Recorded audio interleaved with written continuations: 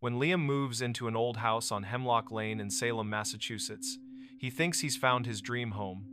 But every night at exactly 1:47 a.m., something begins pacing outside his door. What starts as unexplained footsteps becomes an unrelenting nightmare tied to a long-forgotten tragedy. Hello everyone, welcome back. Tonight's story is a chilling one you'll want to stick around for. But before we begin, I want to know, where are you watching this from? And what time is it there right now? Drop it in the comments below. Alright, let's begin the story. The old house on Hemlock Lane had always felt like a different world, a relic of a time long past, nestled deep within the suburbs of Salem, Massachusetts. It was a place where history wasn't just in the books, but echoed in the floorboards and whispered in the wind that rustled through the ancient oak trees in the yard. For Liam, moving into this house had been a dream. A quiet, sprawling place with a fireplace and a library that smelled of old paper and leather. A perfect escape from the relentless hustle of city life. The first few weeks were idyllic. He spent his days painting the walls, replacing old fixtures, and trying to coax the garden back to life. The nights were calm, filled with the gentle hum of the refrigerator and the distant sound of crickets. That is, until the first night it happened. He was in his study, lost in a book, when a shiver ran down his spine. He glanced at the clock on his laptop. 1:46 a.m. A sudden, unexplained stillness fell over the house. The crickets outside went silent. The hum of the fridge faded into nothing. The air grew heavy, cold, and thick, with an unspoken presence. He held his breath, his heart pounding in his chest. Then, he heard it. A sound on the porch outside, a slow, deliberate movement on the worn wooden planks. Another one. Closer. And another. They were coming up the steps. 1, 2, 3. A steady, unhurried rhythm. He froze, his eyes wide with a mixture of fear and disbelief. He told himself it was just the house settling, just the wind playing tricks. But the sounds were too distinct, too heavy to be anything but a person. The steps reached the top of the porch. A pause. He could almost feel the presence just outside his front door. He held his breath, listening with every fiber of his being. The sounds began to move again. They were walking along the porch now, parallel to the front of the house. He could hear them passing the living room window. He imagined a dark figure, cloaked in shadow, pacing back and forth just a few feet away. The sound of the steps was unnerving. They were not fast, not a hurried escape. They were a slow, purposeful patrol, a sentinel on a beat. Then, the sound stopped, right outside his study window, the very window he was looking at. He squeezed his eyes shut, a plea to a silent God that this was all a dream. When he opened them, the window was still dark, reflecting his own terrified face. And then, he heard the faintest sound, a soft, gentle scratching, as if a fingernail were being dragged along the window pane. The scratching stopped. The silence that followed was even more terrifying than the sound. He didn't move for what felt like an eternity. He simply sat, rigid with fear, until the sun began to peek over the horizon, casting a faint light into his room. He didn't sleep that night, or the next, or the one after that. Every night, it was the same. The silence at 1:46 a.m. The slow, deliberate sounds starting on the porch, the walk along the side of the house, the stop right outside his door, and the gentle, unnerving scratch. He began to anticipate it, his body tensing as the clock crept closer to the dreaded time. He started leaving the lights on, not just in his room, but throughout the entire house. He put a chair in front of the door, a flimsy, pathetic defense against something that felt more like a ghost than a person. He tried to reason it away. A prank? A local legend he hadn't heard about? He asked the neighbors. Old Mrs. Albright, who had lived on Hemlock Lane her entire life, just gave him a knowing, sad look. Some houses, they have memories, she'd said. And some memories, they never fade. The local police just laughed it off as a case of an overactive imagination. It's an old house, son. It's gonna make noises. But it wasn't just noise. He started to feel a presence, even when the sounds weren't there. A cold spot in the hallway, the faint scent of something like old earth and rain. The feeling of being watched from the dark corners of the rooms. He was losing his grip on reality. His friends from the city came to visit, and he was so on edge, he'd jump at every creak of the floorboards. They told him he needed a vacation, that he was stressed out. They didn't hear what he heard. They didn't feel the chill in the air when the clock neared 1:47 a.m. He became a prisoner in his own home. He'd spend his days trying to exhaust himself, hoping he would fall into a deep, dreamless sleep and not hear the approaching sounds. He'd run for miles, work in the garden until his hands were raw, and paint until his shoulders ached. But exhaustion was no match for dread. At 1:45 a.m., he'd find himself sitting on the floor, his back against the door, his breath coming in ragged gasps. He would close his eyes, clamp his hands over his ears, and wait for the silent approach. And wait for the pause. The dreadful, heavy pause. He started doing his own research. He went to the local library, poring over old microfiches and town records. He learned about the history of the house, about the families who had lived there. And then he found it. A small, almost forgotten article from a local newspaper dated back to the 1920s. A boy, a 10-year-old named Thomas, had vanished from the house. He'd gone to bed one night, and in the morning, his room was empty. No signs of a struggle, no forced entry, just gone. The article mentioned that the last person to see him was his older sister, who claimed she had heard his footsteps pacing back and forth on the porch outside his window late that night, just before he disappeared. She said they stopped, and then there was a faint scratch on the window, and then silence. The article ended with the case being unsolved, a local tragedy that had faded into the annals of forgotten history. Liam felt a cold dread settle in his stomach, a chill that had nothing to do with the temperature, the boy's room. But it was his study now. The very room where he first heard the sounds. He thought of Thomas, a young boy, pacing outside his window at night, perhaps looking for a way in or a way out. He couldn't stay anymore. The house, his dream house, had become a tomb. He called a real estate agent, put the place on the market, and made plans to move back to the city. He didn't care about the money, he just wanted to be free. He packed his belongings with a frenzied, desperate energy, tossing things into boxes without care. He had to be out before the next night. He had to be. The last box was packed. The car was loaded. He had the keys in his hand, ready to leave. He took one last look around the empty, cavernous house. He saw the peeling wallpaper, the stained floorboards, and the way the shadows clung to the corners. He felt a sudden wave of pity for Thomas, for the little boy who had been trapped here for so long. He felt a pang of guilt. Was he just going to leave Thomas here to wait for the next person? The thought was unsettling. He went to the study, the room that was the epicenter of his terror. He stood in the middle of the room, looking out the window, his reflection staring back at him. "I'm sorry, Thomas," he whispered into the silent room. "I'm so sorry."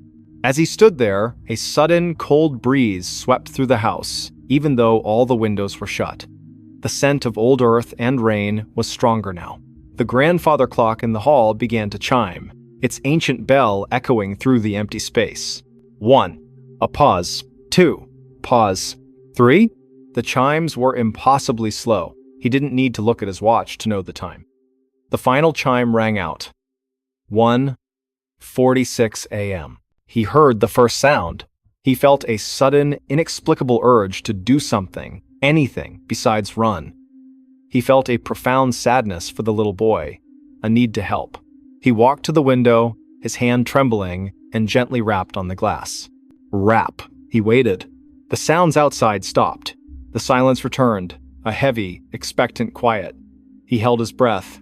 Then he heard it, the sound of a single, slow movement. On the porch, just outside the front door. Another one. The sounds were not pacing anymore. They were receding, getting softer and softer, down the porch steps, back toward the yard. The sound was fading. The sound was gone.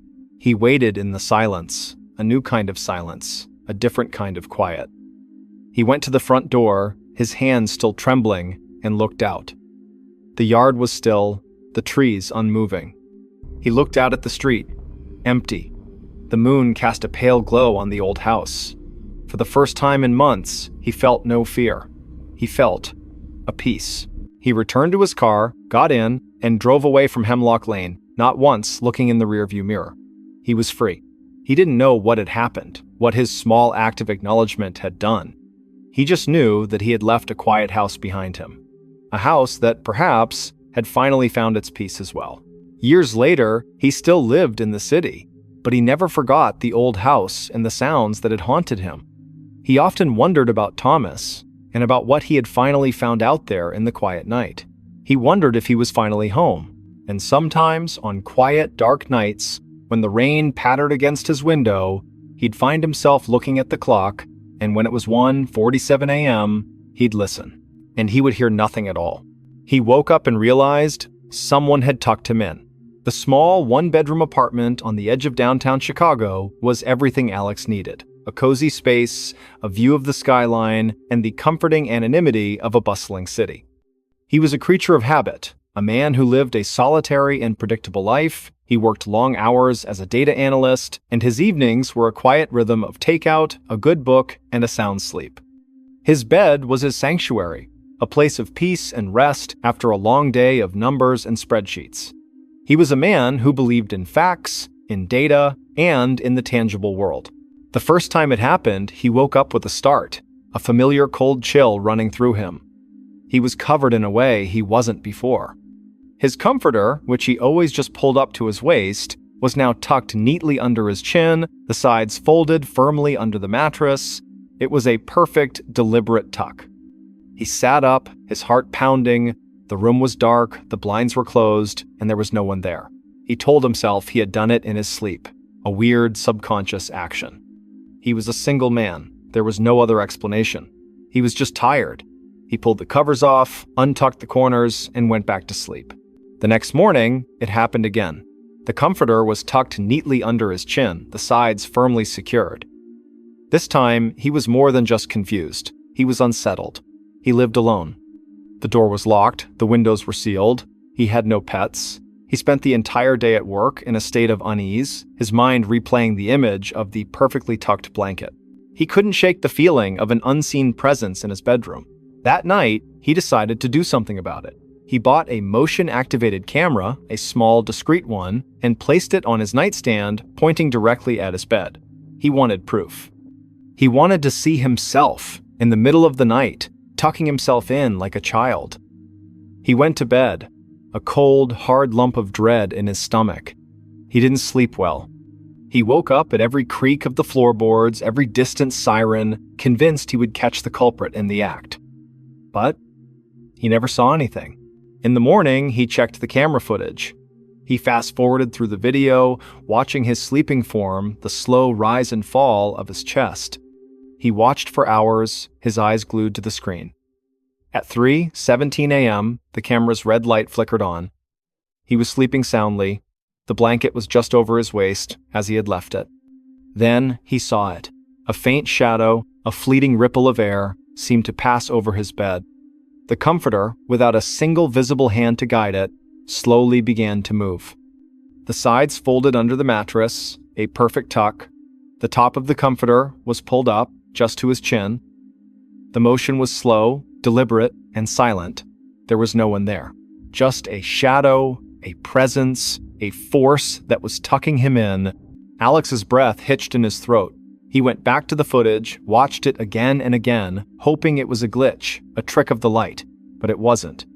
The motion was too fluid, too purposeful. It was an entity, a thing that was entering his room, not to scare him, not to harm him, but to perform a quiet domestic act. It was tucking him in. The terror of a monster was replaced by a more insidious, a more profound kind of fear. The fear of something that was a part of his life. A silent, unseen companion that watched him sleep and cared for him in its own chilling way. He couldn't stay in the apartment anymore. The feeling of being watched was too much to bear. He didn't tell his friends or family why he was moving. How could he explain that he was leaving his home because a ghost was tucking him in? He found a new place, a modern building with a doorman, a place where he was sure no one could get in. He meticulously checked every lock, every evening before he went to bed. He was determined to leave the terror behind. The first few nights were peaceful. He slept soundly, his dreams free of shadows and fear. He started to believe it was over, that he had finally escaped whatever had haunted him. But then, one morning, he woke up and noticed something strange. A faint, almost imperceptible circular impression on his pillow, as if a head had been rested there. He dismissed it. A crease in the pillowcase. The next morning, it was there again. And the morning after that, it was a silent message.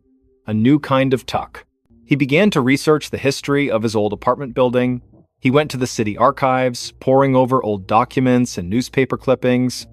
He found a story, a small, almost forgotten article from a local newspaper in the 1920s. A woman named Clara had lived in his old apartment. She was an elderly seamstress who lived alone. She was known for her kindness and her love of her small, cozy home. The article mentioned that she had died in her sleep, a peaceful death. The last person to see her had said that she had a strange habit of tucking in her guests even when they were asleep. She believed it was a way of showing care, a quiet, gentle act of love. Alex felt a cold dread so complete it was a physical weight. Clara, the seamstress who had lived in his apartment, she hadn't left. She was still there, in the quiet, empty space, performing her small act of care. She wasn't a monster. She was a ghost who had chosen him, a lonely ghost who was just trying to be a good host. The thought was somehow more terrifying than any demon or ghoul. The ghost of a lonely seamstress who wanted to be his friend. He couldn't go back to the old apartment. He had left her. He had abandoned her. Her simple, kind act of tucking him in. He felt a profound sense of guilt. He had feared her, run from her, when all she had wanted was to care for him. He sat in his new, modern apartment, a city of millions around him, and felt more alone than ever before. He thought of Clara, of the lonely ghost in the old apartment, still waiting, still watching. He decided to go back. He had to. He had to apologize. He had to let her know he wasn't afraid. He went to the old building, a key in his pocket that he had never returned. He went up the 3 flights of stairs, his heart pounding in his chest. He unlocked the door to his old apartment, and he walked in. The apartment was empty, cold, and quiet. He went to his old bedroom, the place where the tucking had happened. The room was just as he had left it, the bed stripped bare. He went to his old nightstand, the place where he had put the camera. He sat on the floor, his back against the wall, and he spoke. "I'm sorry, Clara," he whispered into the empty room. "I'm so sorry. I didn't understand." The air grew heavy. The scent of lavender, faint and old, filled the room. He felt a sudden, profound sense of peace. The cold was gone. The fear was gone. He felt a gentle, loving presence. He didn't know if she was there, but he knew she had heard him. He had finally given her the acknowledgement she had so desperately sought. He had apologized. He left the apartment, closing the door behind him, and he didn't look back. He felt a sense of closure, of peace. He had done the right thing. He had faced his fear, and he had found a kind of forgiveness. He was a man who had been haunted, and now he was a man who was free. He went back to his new apartment, to his new life, and for the first time in a very long time, he slept soundly. He was no longer afraid of the dark or of the quiet.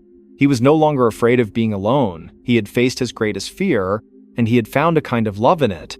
But some things are not that simple. The next morning, he woke up with a start. The comforter was tucked neatly under his chin, the sides folded firmly under the mattress. It was a perfect, deliberate tuck. He sat up, his heart pounding.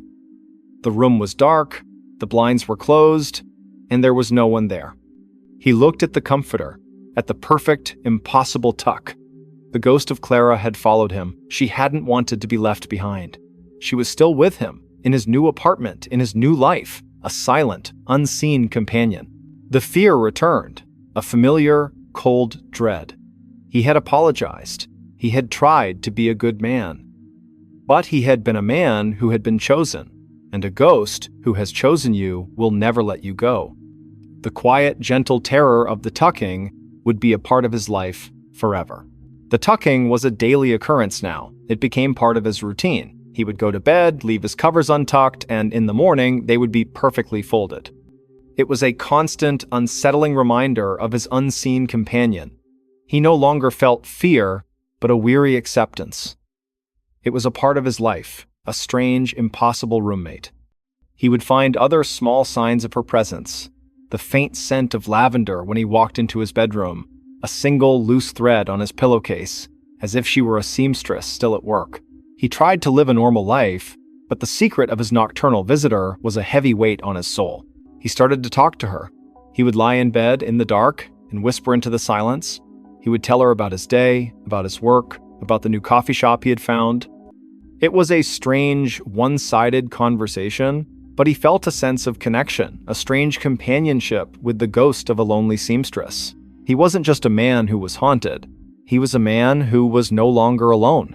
But the companionship was not without its own brand of terror. Sometimes he would wake up, and the blankets would not be tucked. Instead, they would be pulled down to his feet, and he would feel a cold, icy presence on his chest. It was a new kind of tuck, a new kind of terror. It was a warning, a reminder that she was not just a kind old woman, she was a ghost. And ghosts are not always kind. One morning, he woke up, and he was not just tucked in. He was wrapped tightly in the blanket, his arms and legs bound to his body. He struggled to get free, his heart pounding with a primal, suffocating fear. He heard a soft whisper, a voice that was not in his ears, but in his mind. "Stay a while. I'm lonely." He finally managed to get free, his body shaking with terror. The blankets were perfectly wrapped, a tight, impossible cocoon. He looked at his reflection in the mirror, and he saw a man who was no longer just a tenant. He was a possession. Clara was not just a companion, she was a captor. He fled the apartment, ran out into the city streets, a man who had lost his mind. He found a friend, a man who had always been a skeptic, and he told him everything. The ghost, the tucking, the whispers. His friend listened, his face a mask of concern. He tried to be supportive, but the look in his eyes told a different story. He believed that his friend had gone crazy. Alex knew he couldn't go back. He couldn't go back to the apartment, to the woman who was trying to love him to death. He lived on the streets for a week, sleeping in parks and bus stations, a man with no home, no peace, no sanity. He was a fugitive from a ghost. One night, he was huddled in an alley, the cold Chicago wind biting at his skin. He felt a soft hand on his shoulder. He looked up, and he saw a woman. She was an old woman with a kind face and gentle eyes. She was holding a blanket. "You must be cold," she said, her voice soft and full of concern. She put the blanket around him, and gently, carefully, she tucked him in. He looked at her, and he saw a face that was both familiar and alien. It was the face of Clara. He tried to scream, but no sound came out. The woman smiled, a kind, loving smile. She sat down next to him, and she began to talk. She told him about her life, about her home, about her love for her work. She talked, and he listened. A man who was no longer alone, he was with his ghost.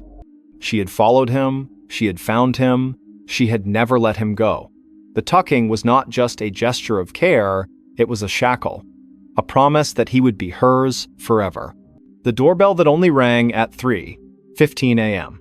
The house on Sycamore Street, in a quiet suburb of Denver, Colorado, was a perfect blend of modern comfort and classic charm. Its white picket fence, a meticulously manicured lawn, and a sleek gray exterior were a welcome sight for Julia, a successful software engineer. She had just bought the house, a single story with a sunroom that overlooked the mountains, and it was everything she had worked for.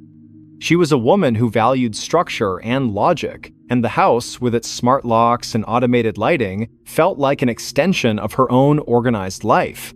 The first few weeks were idyllic. She spent her evenings in the sunroom, watching the sunset, her days filled with the quiet satisfaction of a life well earned. The house was calm, a haven of peace, until the night the doorbell rang. It was 3:15 a.m. Julia was a light sleeper, and the sound of the chime, a classic ding-dong that echoed through the silent house, sent a jolt of adrenaline through her. She sat up in bed, her heart pounding. Who would be at her door at this hour? She crept out of bed, her phone in her hand, and checked the security camera feed. Her porch was empty. No one. The motion sensor hadn't been triggered, and the camera log showed no activity. It was a phantom chime. She went to the front door, peered through the peephole, and saw only the dark, empty street. She went back to bed, her mind racing, a knot of unease tightening in her stomach. The next night, it happened again. 3:15 a.m. The same ding-dong. She sprang out of bed, checked the camera, and found nothing. This time, a cold dread replaced her initial surprise. This was not a fluke, it was a pattern. She started to dread the night, the clock ticking closer and closer to the appointed hour. She would sit up in bed, her eyes fixed on the digital display, waiting for the sound that was both impossible and terrifyingly real. She tried everything to stop it. She disabled the smart doorbell, unplugged the chime, and even went as far as to remove the button itself from the wall. The house was silent, dark, and empty. She went to bed, a profound sense of relief washing over her. She would finally get some rest. But at 3:15 a.m., the sound came again. It was faint this time, a ghostly echo of the chime, as if the sound itself had been imprinted on the house. It was not a physical sound. It was an auditory hallucination, a sound that was only for her. She began to spiral. The lack of sleep, combined with the psychological terror of the phantom chime, was taking its toll. Her work was suffering, her perfectly organized life was falling apart, and her friends started to notice her gaunt face and haunted eyes. She tried to tell them, but her words sounded crazy, even to her own ears. My doorbell keeps ringing, but there's no one there. They suggested she was stressed, that she was imagining it, but she knew she wasn't. The fear was too real. She tried to fight back with logic. She bought a new, more advanced security system. She installed infrared cameras and motion sensors all around the perimeter of her house. She even set up a camera inside the house, pointing at the front door, hoping to catch some glimpse of the impossible.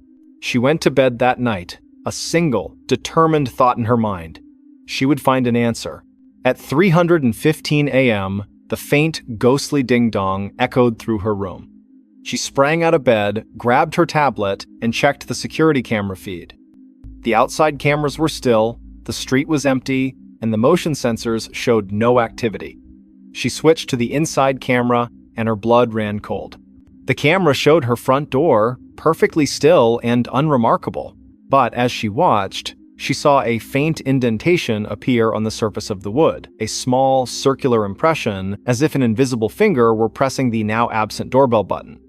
It was a phantom touch, a contact that was only visible to the camera's eye.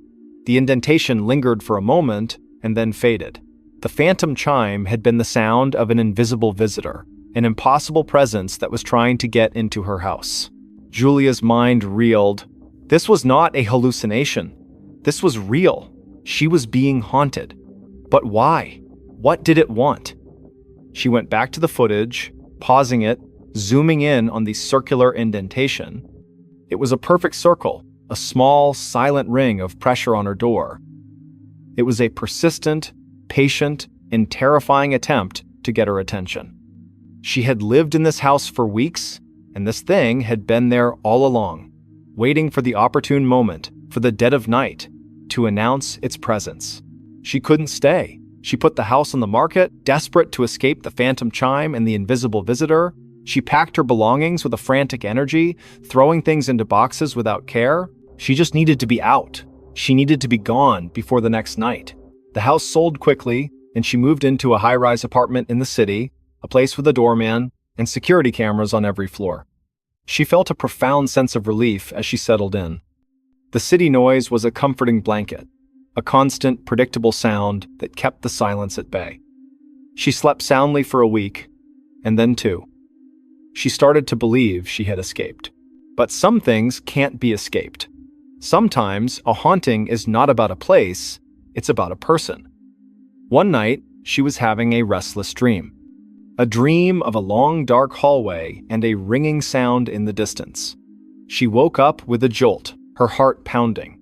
The clock on her nightstand read 3:15 a.m. A profound, icy coldness filled her room, seeping into her skin. She heard a sound, a faint, impossible ding-dong. It was not coming from her doorbell. It was coming from inside her phone. A ghostly echo, a notification sound she had never heard before. She looked at her phone. There was a notification on her calendar. It said, "Time to open the door." Her mind went blank with terror. It had followed her. It had found her. It was not the house. It was her. The doorbell wasn't meant for the house. It was meant for her. It was a silent, persistent knock on her soul, a plea for her to let it in. She looked at the door of her apartment, a solid, modern, locked door. She imagined the circular indentation on the surface of the wood, the invisible finger pressing against it, patiently waiting for her to respond. She knew she couldn't run anymore. This wasn't a problem she could solve with technology or logic. This was something ancient, something that had found her for reasons she couldn't fathom. She had to face it. That night, she made a decision. She would open the door. She sat in a chair in her living room, her eyes fixed on the clock on her phone. She felt the coldness, the familiar dread. The clock ticked closer to 3:15 a.m. She took a deep breath. She was a woman who valued structure and logic, and the most logical thing to do was to face the impossible. 3:15 a.m. The sound came. The faint, ghostly ding-dong, a sound that was not in her ears but in her mind. She stood up, her legs shaking, and walked to her front door.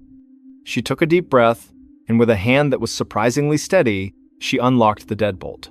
She turned the knob and slowly, deliberately, pulled the door open. The hallway outside was empty. The lights were on, the cameras were on, and there was no one there. She felt a profound sense of confusion. She had expected a gaunt figure, a shadow, a presence. But there was nothing. The doorbell didn't ring again.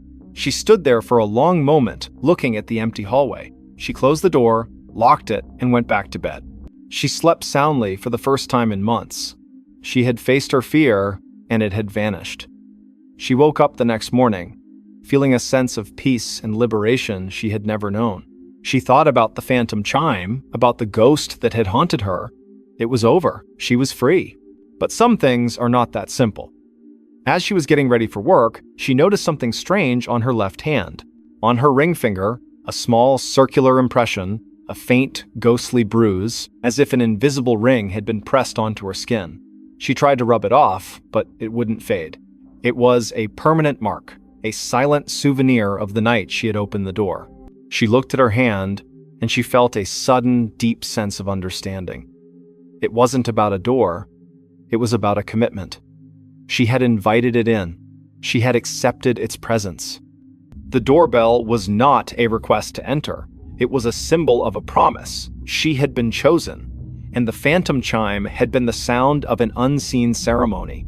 She was now bound to the thing that had haunted her, a partner in a haunting she had no memory of. And sometimes, when she's alone and the city is quiet, she looks at her hand, at the faint, circular bruise, and she hears it, a soft, gentle knock. A knock that is not a chime, but a promise. A knock that has followed her and will continue to follow her for the rest of her life. She is not just a homeowner anymore, she is a bride to a ghost. And the phantom chime was the sound of her wedding bells. Why his bedroom window was always unlocked in the morning. The apartment on the third floor of a pre-war brownstone in Brooklyn was a classic New York City find. High ceilings, hardwood floors that groaned with every step, and large windows that looked out onto a quiet, tree-lined street. For Ethan, a young architect, it was a dream. He had moved there for the space and the light, a welcome change from the cramped studio he had occupied for years. He meticulously arranged his furniture, set up his drafting table by the window, and settled into a life of predictable, quiet solitude. The first strange occurrence was so subtle he almost missed it. He was a creature of habit, and his morning ritual never varied. He would wake up, get a cup of coffee, and then go to his bedroom window to look at the street below. One morning, as he opened the blinds, he noticed his window was unlocked. He distinctly remembered locking it the night before. He was a stickler for security, a habit ingrained from years of city living. He shook his head, thinking he must have been tired, and locked it again. It happened the next day, and the day after that. Every morning, without fail, the window would be unlocked. He started to take it more seriously. He would double-check the lock before getting into bed. He would even take a picture of it with his phone, the lock firmly in place, the brass bolt slid securely into the frame. In the morning, he would check the photo and then look at the window. The photo would show the window locked, the window would be unlocked. He couldn't explain it. He was a rational man, a man who believed in cause and effect. He considered every possibility. Was it a draft? A faulty lock? He took the lock apart, cleaned it, and reassembled it. It worked perfectly. He even installed a secondary lock, a simple latch at the top of the window frame. He would lock both of them, and in the morning, both would be unlocked. It was a maddening, impossible reality. The feeling of dread began to seep into his life. He was no longer just annoyed, he was terrified.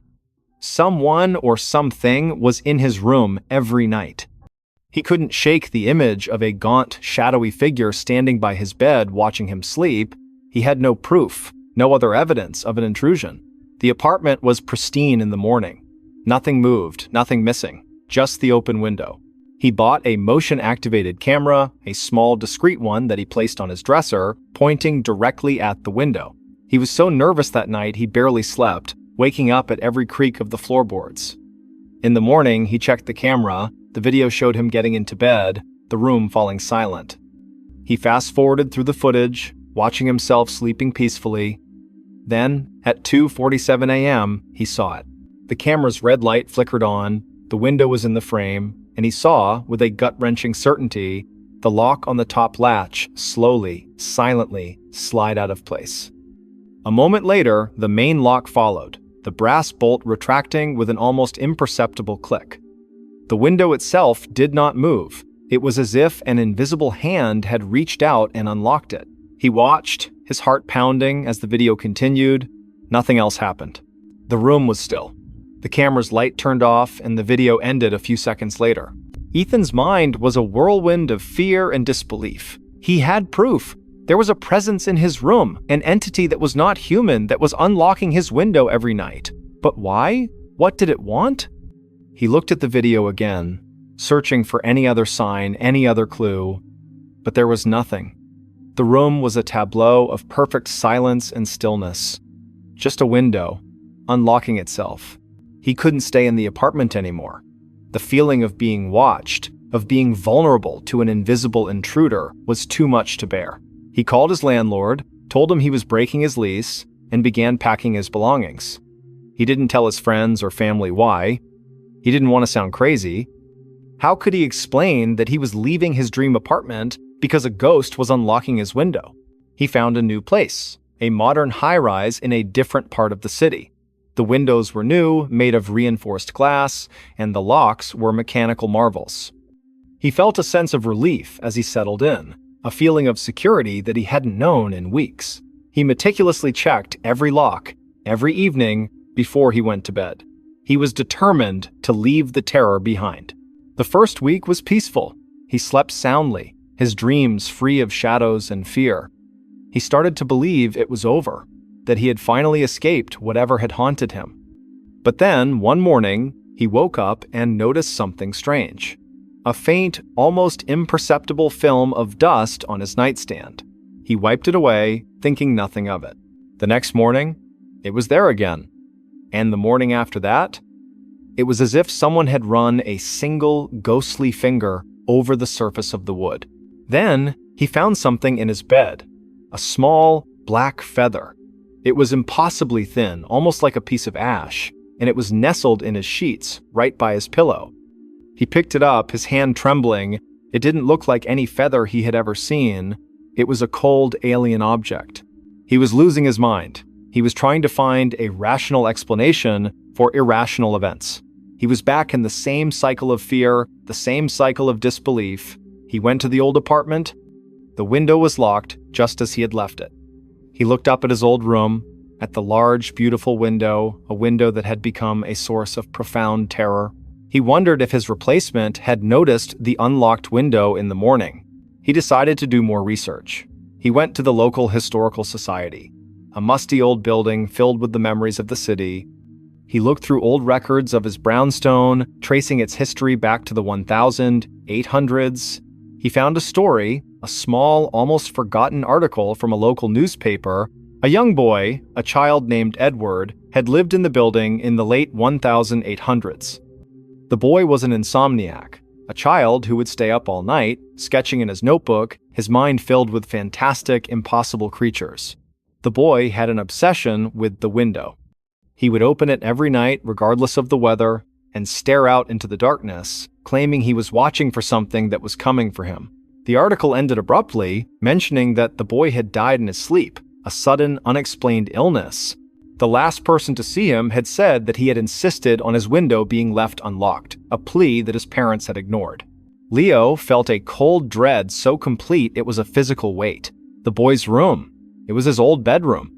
The boy had been looking for something, a creature from his drawings, and he had believed that leaving the window unlocked was his only hope. He had died and the window was locked. But what if the thing he was waiting for had finally come for him? And what if, in death, he was still waiting, still trying to open the window to let it in? He went home, his mind a feverish blur of fear and understanding. He looked at his modern, secure windows. He had left the old apartment, but the memory, the terror, the presence had followed him. He didn't sleep that night. He sat in a chair, watching the sunrise, a cold, hard knot of fear in his stomach. The next morning, he went to his bedroom, his heart pounding in his chest. He looked at the window. It was closed. He looked at the lock. It was locked. He felt a profound sense of relief. But then he saw it. A single, small, black feather on the windowsill. The same cold, impossible feather he had found in his bed. It wasn't just his old apartment that was haunted. He was. The entity, the thing Edward had been waiting for, had found him. It wasn't coming in through the window. It was already in. He called a locksmith, a friend of his who specialized in antique locks. He had a strange request. He wanted him to install an old, complicated, beautiful lock on his modern window. He wanted a lock that would be a challenge, a lock that would require skill and care to open. His friend, curious, asked him why.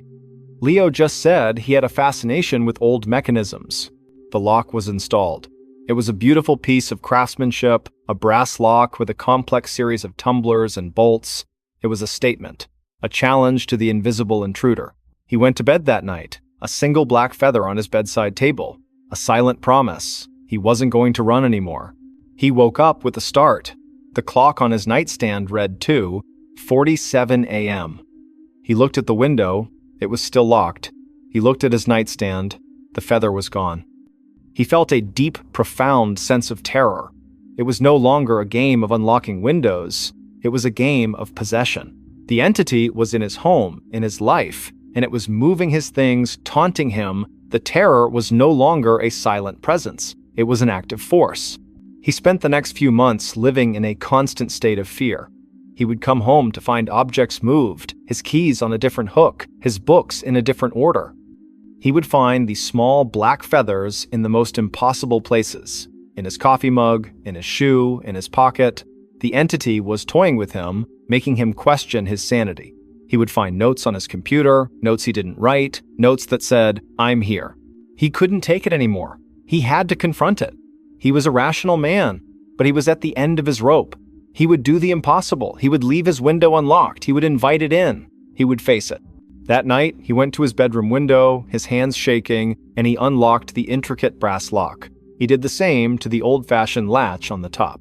He left the window open, just a crack, a silent invitation. He got into bed, a cold, hard lump of dread in his stomach. He didn't close his eyes. He waited. He waited for the cold, the shadow, the presence. He waited for the feather to appear.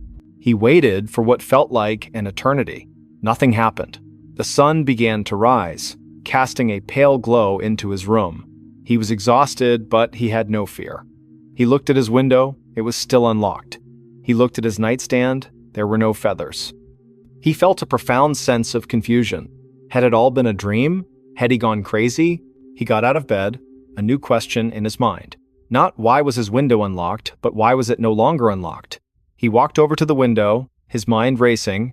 He looked out at the street below, at the people walking to work, at the world that was moving on without him. He looked at the window, and he saw a note. A small piece of paper, folded into a perfect square, was stuck to the glass.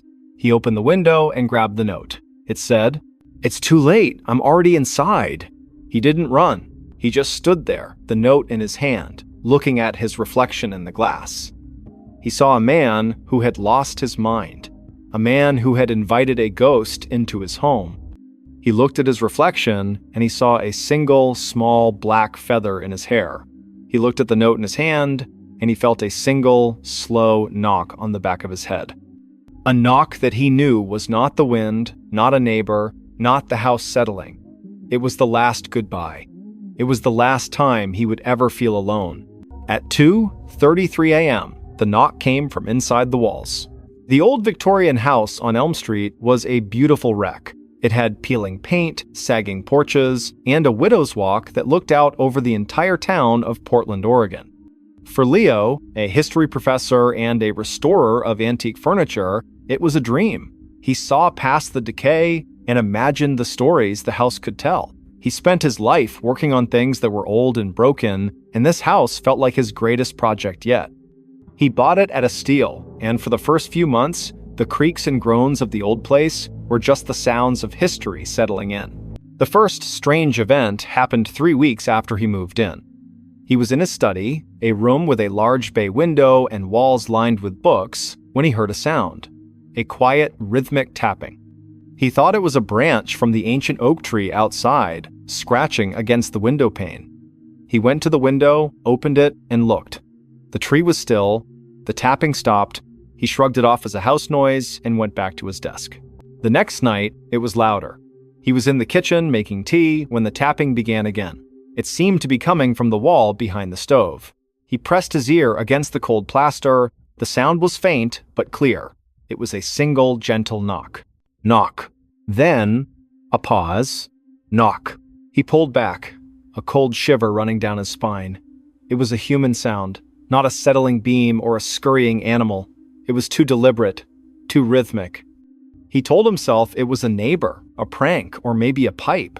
But the knocking was too precise, too isolated to be a plumbing issue. He walked around the kitchen, tapping on different spots on the wall, trying to find the source. The knocking didn't respond, it simply stopped. The pattern became terrifyingly predictable. Every night, at precisely 2:33 a.m., the knocking would start. Sometimes it was faint, a gentle whisper from within the walls. Other times it was so loud it sounded like someone was trying to break through. It was always a single knock, followed by a pause, and then another single knock. It was a quiet, relentless, unsettling rhythm. He started keeping a journal. He would write down the time the knocking started, the duration, and its intensity. He'd write about the feeling it gave him a deep, visceral dread. He began to anticipate it, his body tensing as the clock ticked past 2:30 a.m.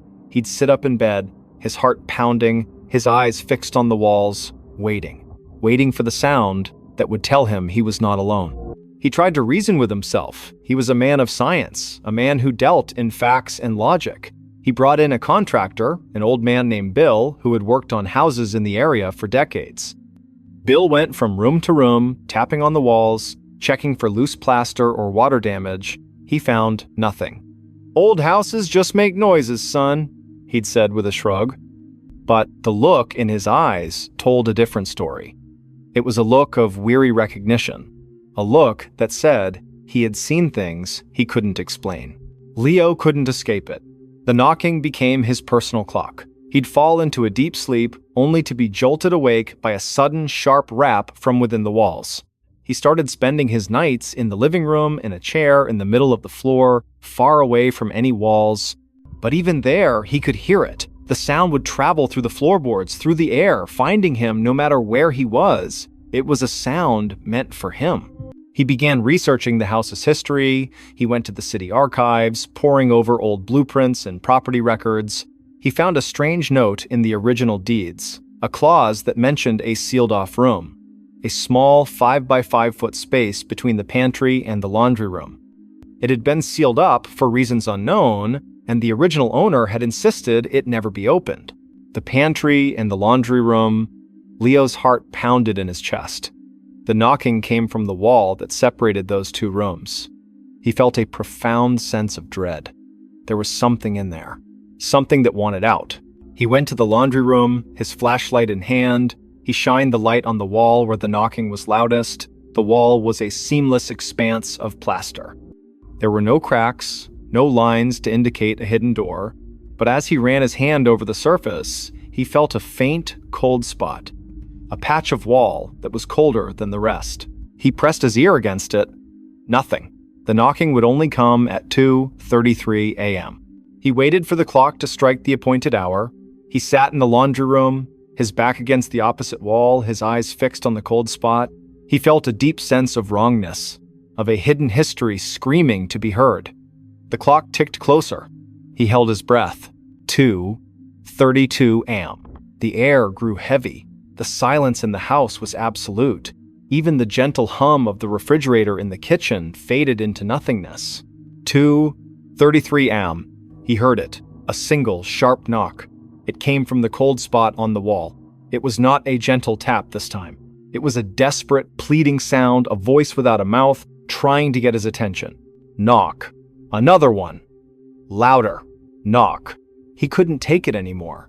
The mystery, the fear, the relentless rhythm had broken him. He went to his shed, grabbed a hammer, and returned to the laundry room. He didn't care about the history, the property value, or the original deeds. He just needed to know. He needed to make it stop. He took a deep breath, raised the hammer, and swung. The hammer hit the plaster with a dull thud. A small crack appeared. He swung again and again, the plaster shattering, revealing the lath and plaster beneath. He kept hitting, tearing the wall apart, until he hit a piece of wood. It was an old piece of wood, but it was solid. He hammered away at it, his arms aching, his mind a feverish blur of fear and determination. He kept going, until he had torn a hole big enough to see inside. He shined his flashlight into the darkness. The space was a small, dusty closet. There was a single small chair in the middle of the room. On the seat of the chair, sitting perfectly still, was a doll. It was a little boy doll, dressed in old-fashioned clothes, with porcelain skin and painted blue eyes. The doll was sitting in a pose that was eerily human, and on the floor next to the chair, there was a single small piece of paper. He reached in, his hand shaking, and pulled it out. It was a note, written in a child's shaky hand. It said, "I want to play." And Mescrew, Leo dropped the paper and the flashlight. He stumbled back, his breath coming in ragged gasps. The knocking stopped. The silence returned. It wasn't the silence of peace, but the silence of a predator who had found its prey. He had opened the door. He had let it out. He sold the house a month later. He didn't tell the new buyers about the hole in the wall, the sealed-off room, or the doll he had found. He couldn't. Who would believe him? He moved to a new city, to a modern apartment, with no history, no secrets, no hidden rooms. He got a new job, a new life. He was a man who had left his ghosts behind.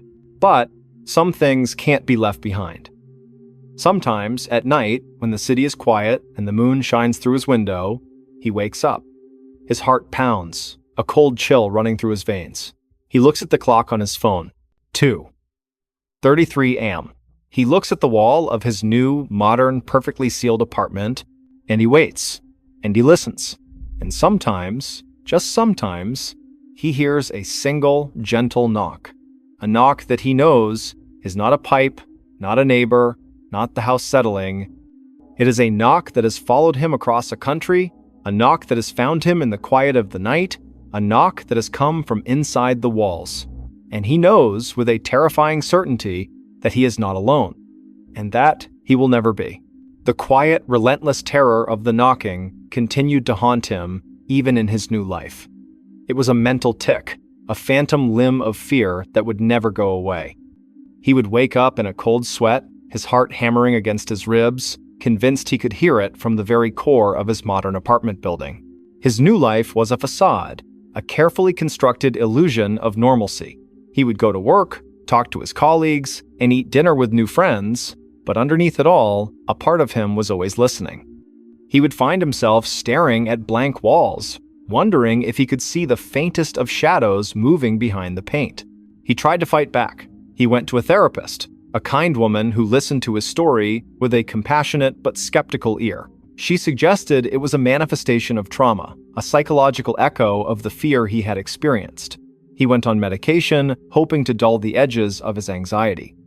He tried meditation and mindfulness, anything to quiet the ceaseless, terrifying voice in his head. But the knocking was not in his head. It was a memory, a reality, a thing that had become a part of him. One night, he was out with friends. They were laughing, telling stories, and he felt a brief moment of freedom. He looked at his watch, 2:32 a.m. He felt the familiar rush of adrenaline, the icy chill. He excused himself, went to the bathroom, and splashed cold water on his face. He looked at his reflection in the mirror. His eyes were wide, and his face was gaunt, the face of a man who had not known a moment of true peace in months.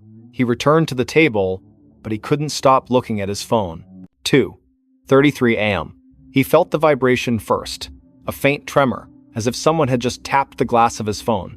He looked down at the screen. There was a text message, a new number, a number he didn't recognize. He opened it. "You left me alone!"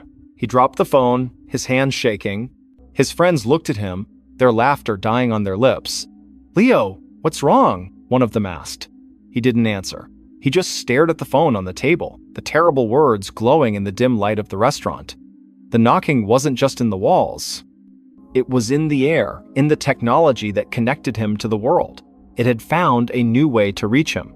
He ran from the restaurant, ran through the dark streets of the city, the cold night air biting at his skin. He ran back to his apartment, slammed the door shut, and stood in the middle of his living room, his back against a wall. The knocking wasn't coming from the walls. It was coming from his phone, from the computer, from the television. It was in the very wiring of his modern life. It had spread. He spent the next few days in a state of terror. He didn't answer his phone. He turned off his computer. He unplugged every electronic device in his apartment. He was living in a self-imposed isolation, a desperate attempt to cut off the source of the terror. He ate cold food, and he read books by candlelight. He told himself it was just a prank, a sick joke by a friend who had found his journal. But he knew, with a certainty that chilled him to the bone, that it wasn't. One night, the power went out. The entire city block was plunged into a sudden, absolute darkness. Leo sat in his living room, a single candle casting a dancing shadow on the walls. He felt a profound, unnerving silence. No hum of the refrigerator, no light from the street lamps, just him and the darkness. He felt a moment of hope, a desperate, flimsy belief that this was it, that the power outage had finally severed the connection. 2:33 a.m. He heard it. A single, sharp knock. It wasn't coming from his phone, or his computer, or the walls. It was coming from the window. He looked at the window, the faint outline of a child's hand visible against the glass. The hand was tapping, a slow, deliberate rhythm. The glass was not just tapping, it was a single, sharp knock, the knock that had followed him. It wasn't in the walls, it wasn't in the electronics, it was in the world. It was a reality. He was no longer a restorer of old things. He was a curator of a nightmare. He had opened the door, and the thing behind the walls had come out. It had followed him, and it would continue to follow him. He realized that the note in the closet, "I want to play," wasn't just a threat. It was an invitation, and he had accepted it, and now the game would never end. She checked her phone footage and saw herself awake. The small apartment in Austin, Texas, was a testament to Amelia's love for order. Every book on the shelf was alphabetized, the throw pillows on the couch were always perfectly fluffed, and the kitchen counters were perpetually clear. Her life was a carefully curated sequence of events, a calm and predictable rhythm. She was a freelance graphic designer, and her days were spent in the quiet company of her monitor, a cup of green tea, and her dog, a sleepy beagle named Barnaby. Her nights were a different story. For the past few weeks, sleep had become her enemy. She would wake up in the middle of the night, a profound and unsettling chill running through her, with no memory of what had disturbed her. The first few times, she dismissed it. A bad dream, a strange noise from a neighbor, the natural restlessness of a person under a bit of stress, but it started to happen every night. Always around 3:00 a.m. She would sit up in bed, wide awake, her heart pounding, her mind a blank slate. The strange awakenings started to take their toll. She was perpetually exhausted, her focus at work was suffering, and the lines of her carefully ordered life were beginning to blur. Her friends joked that she needed a sleep mask and some lavender oil. Her doctor suggested a change in diet and more exercise. Nothing worked. The sense of profound unease persisted. a cold, sharp dread that would hit her the moment her eyes opened in the pre-dawn darkness. One morning, she woke up with an idea. It was born of desperation and a need for proof. She would record herself sleeping. It was a simple solution. She would set up her phone on a small tripod at the foot of her bed, start the video recording, and in the morning, she would have her answers. Maybe she snored. Maybe she thrashed around in her sleep. Maybe a neighbor's loud music was the culprit. Anything was better than the quiet, terrifying unknown. The first night, she set up the phone, pressed record, and climbed into bed, feeling a strange mixture of relief and foolishness. She fell asleep quickly, the exhaustion finally winning the battle. She woke up at 3:07 a.m., just a few minutes later than her usual time. The same icy dread washed over her. She got up, stopped the recording, and went back to sleep. Her mind filled with a faint sense of disappointment that she had woken up again. The next morning, with a cup of coffee in hand, she sat down at her desk to watch the video. She fast-forwarded through the footage, watching her sleeping form, seeing the steady rise and fall of her chest, Barnaby curled up at her feet. She skipped ahead to the 3:00 a.m. mark. She watched herself stir in her sleep, her body tensing, and then her eyes snapped open, just as she remembered. She sat up in bed, her face a mask of fear. She watched herself look around the room, her head slowly turning from side to side. Then, she saw something else on the screen, something she hadn't seen in the moment. In the background of the shot, just by the open closet door, a shadow seemed to deepen. It was an unnatural movement, a thickening of the darkness. It was slow and deliberate, like someone stepping out from the shadows. She froze, a cold shiver racing down her spine. The figure was gaunt, tall, and dressed in a long dark coat. Its hands were impossibly long, the fingers like spidery branches. It took a step out of the closet and stood there, motionless, watching her sleeping form. The Amelia on the screen was looking at it now. She saw her head turn, her gaze fixed on the closet. But she didn't scream. She didn't move. She just sat there, a blank, terrified expression on her face, watching the thing in the darkness. The figure in the coat raised one of its long arms, and slowly, gently, it waved. A single, slow motion, like a farewell. Then it simply faded into the darkness, the space where it had been returning to normal. Just as the figure vanished, the Amelia on the screen shuddered, and her eyes, now filled with tears, looked down at her lap. A few seconds later, she reached for her phone, and the video ended. Amelia's mind was reeling. This was not a nightmare. This was real. She was not waking up on her own. Something was waking her up. Something that was waiting in her closet, watching her. She didn't know what it was. She didn't want to. She went back to the footage, pausing it, zooming in. The image was grainy, but the features were undeniable. The gaunt face, the impossibly long limbs, the dark coat. It was a thing of nightmares, come to life in her quiet, orderly apartment. She tried to rationalize it. A glitch in the camera? A trick of the light? But the movement was too fluid, too purposeful. It waved at her. She watched the motion again and again, her stomach churning with nausea and dread. She called a friend, but her words sounded crazy, even to her own ears. "I saw a monster on my phone," she said, her voice cracking. Her friend tried to be supportive, but she could hear the confusion and concern in her tone. She spent the next few days in a fog of fear. She couldn't sleep, she couldn't work. The fear was a constant, heavy presence. She went to the police. They listened patiently, their faces a mix of politeness and skepticism. They suggested she see a counselor. They told her there were no signs of a break-in, no evidence of anything amiss. She was on her own. She decided to try the video again. She knew it was a terrible idea, but the need for answers was a powerful and dangerous force. She was a woman who needed to understand, to organize, to label. The unknown was her greatest fear. She set up the phone again, her hands shaking, and got into bed, leaving a small lamp on this time. She couldn't bear to be in total darkness. She fell into a fitful sleep, her dreams a chaotic jumble of shadowy figures and long, spidery hands. She woke up, as always, at 3:00 a.m. Her eyes opened, and she felt the now familiar chill. She looked at the closet door. It was closed. She felt a brief moment of relief. Then she heard it. A soft, rhythmic tapping. It was coming from inside her closet. A slow, gentle tapping, as if something were drumming its fingers on the back of the door. The sound was not loud, but it was so deliberate, so unnatural, that it was 1,000 times more terrifying than a scream. She watched the closet door, her eyes wide with fear. The tapping stopped. Then she heard a faint, scratching sound. It was coming from the floor, just beneath the door. She watched as a small, thin, black object slid out from under the door. It was a piece of paper, folded into a perfect square.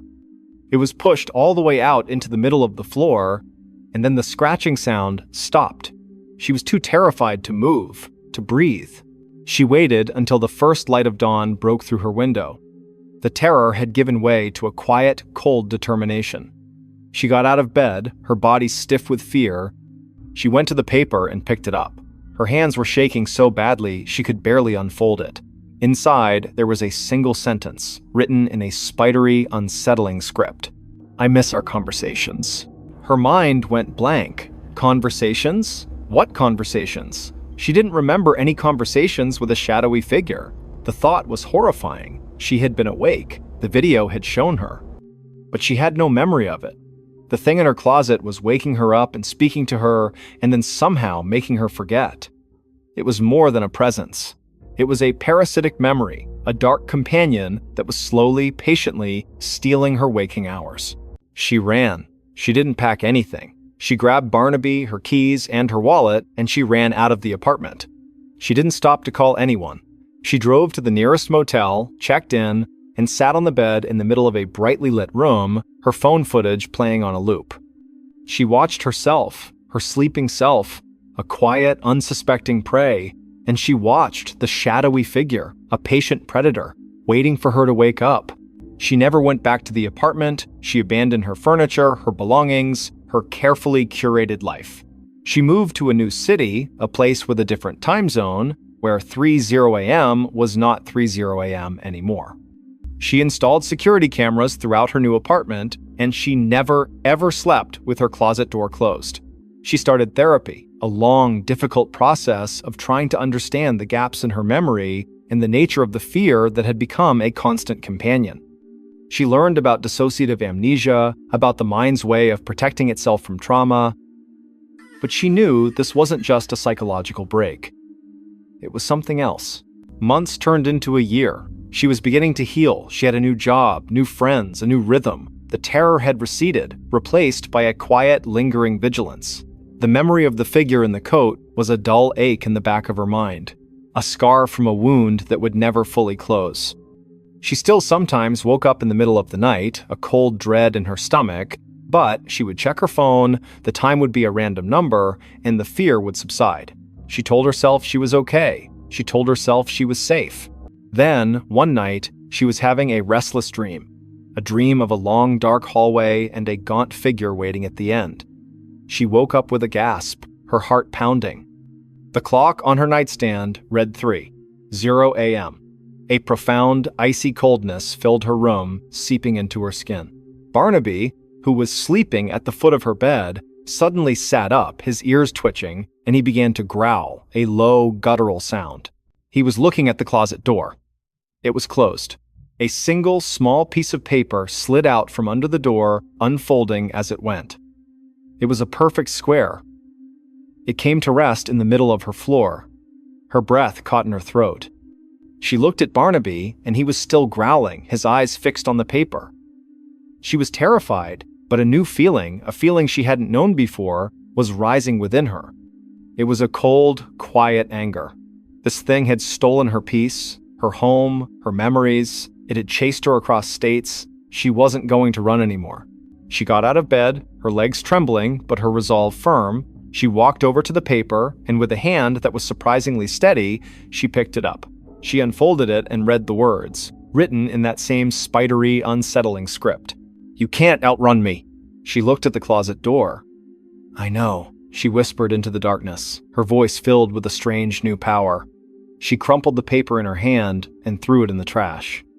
She went back to her bed and lay down, her heart still pounding. But the fear was different now. It was no longer a terror that paralyzed her. It was a challenge. She had been a victim for too long. She had been running. But what would happen if she stood still? She didn't know.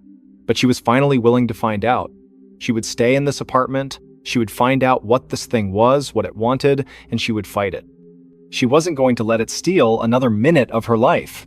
She looked at her phone, at her reflection in the dark screen. The woman staring back at her was still afraid. But she was no longer just a victim. She was a warrior. And for the first time in a very long time, she was finally home. She wasn't going to let the shadows win. The stranger who sat at the edge of her bed and vanished.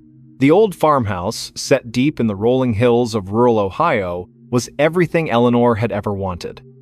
A wraparound porch for drinking coffee at sunrise, a stone fireplace that crackled with warmth on cold nights, and a sky so dark with no city lights that the stars looked like a spilled handful of diamonds.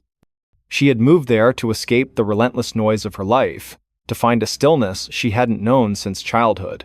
For a year, the house was her sanctuary. Its creaks and groans were the comfortable sounds of a living, breathing structure. The silence was a blanket she could wrap herself in. Then, the quiet changed. It was subtle at first. A feeling of being watched when she was alone in the kitchen. A cold draft in the hallway, even with every window sealed tight. She brushed it off as an overactive imagination, a side effect of living so far from civilization.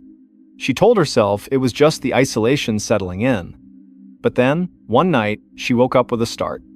The digital clock on her nightstand glowed 3:17 a.m.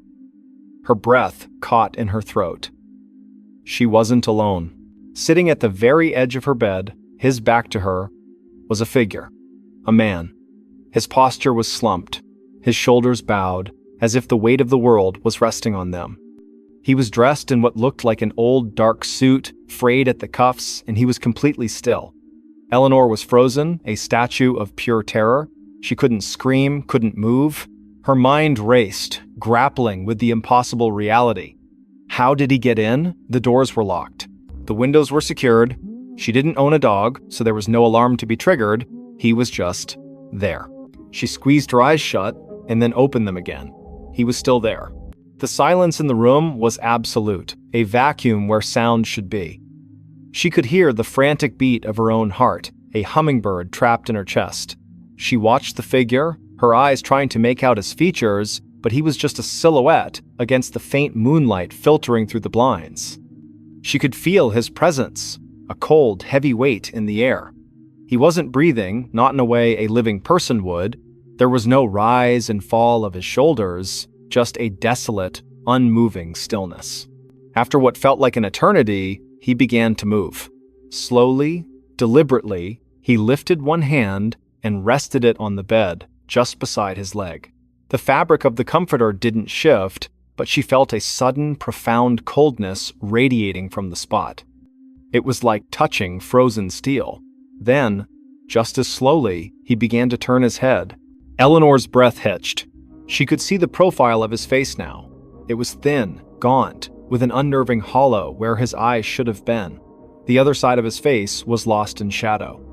He was turning, slowly, agonizingly, to look at her. She felt an overwhelming dread, a primal fear that had nothing to do with a home invader and everything to do with something ancient and wrong.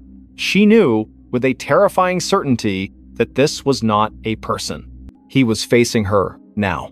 She could not see his eyes in the gloom, but she felt them. 2 pinpricks of icy malice piercing through the darkness. A shiver of pure dread ran from the top of her head down to her toes. Then she saw his mouth, a long, thin line that curled up into a slow, deliberate, grotesque smile. The smile was not one of mirth or greeting. It was the smile of a predator, of a thing that had found its prey. And just as she felt the scream tear its way up her throat, the figure vanished. Not faded, not dissolved into mist, he simply ceased to be. One moment he was there, a solid form on the edge of her bed, and the next, the space was empty. The cold spot on the comforter was gone. The heavy, oppressive feeling in the room lifted, replaced by the familiar, comforting quiet of her farmhouse. But the quiet was no longer a blanket. It was a shroud. She didn't sleep again that night, or the night after. The image of that gaunt face, that predatory smile, was seared into her mind. She tried to tell herself it was a waking dream, a hallucination brought on by stress, but the memory was too vivid, too real. She bought a new alarm system, installed motion-activated lights, and even got a large dog from the local shelter. She did everything she could to feel safe, but the feeling never returned. The man came back. Not every night, but randomly, sporadically. Sometimes a week would pass, and she would begin to think it was over. Then she'd wake up, a sudden, cold dread in her stomach, and see him again. Always at the same time, 3:17 a.m., always sitting at the edge of her bed, his back to her. He never spoke, never moved, except for that slow, terrifying turn. She stopped trying to scream. She just watched, paralyzed by fear, as he turned his head and gave her that awful, empty smile. She became a prisoner in her own home. She would stay up until 4:00 a.m. every night, drinking endless cups of coffee, trying to outlast the visitation. She would fall asleep in the armchair in the living room, with the lights on and the TV playing, but she would always wake up in her bed with a cold chill and the gnawing certainty that he had been there, that he had watched her, and then, at 3:17 a.m., had appeared to sit with her. She began to notice other things. Objects moved in her house, the books on her shelf would be out of order, a favorite teacup would be in the wrong cupboard. Her dog, a large and boisterous golden retriever, would often whimper and refuse to enter her bedroom after midnight. He would stand at the doorway, hackles raised, and growl at something Eleanor couldn't see. He saw him. She knew it. He saw the stranger. Desperate, she started researching the history of the house. She went to the local historical society, poring over brittle, yellowed documents. She found a story about the family who had built the house in the 1880s. The family, the Andersons, had a young son named Elias, who was an artist. He was known for his beautiful, unsettling portraits, particularly of a gaunt, shadowy figure he called the Watcher. He claimed the figure sat with him every night, watching him paint. The story ended abruptly. Elias was found dead in his bed, an expression of profound terror frozen on his face. The official cause of death was an unknown fever, but the town whispers suggested something else. Eleanor felt a cold dread, so complete it was a physical weight. The date of Elias's death? October 17th, 3:17. The time of her own terrifying visitations. Elias had seen the stranger too. He had painted him, given him a name, and then he had died. Was that what the stranger wanted? To be acknowledged? To be seen? The thought was terrifying. It wasn't a haunting, it was a possession. A slow, patient claiming of a soul. She couldn't stay in the house. Not anymore. She put it up for sale, listed it with a local agent who didn't ask too many questions. She packed her things with a desperate, feverish speed. As she placed the last box in the back of her car, she felt a profound wave of sadness. She loved this house.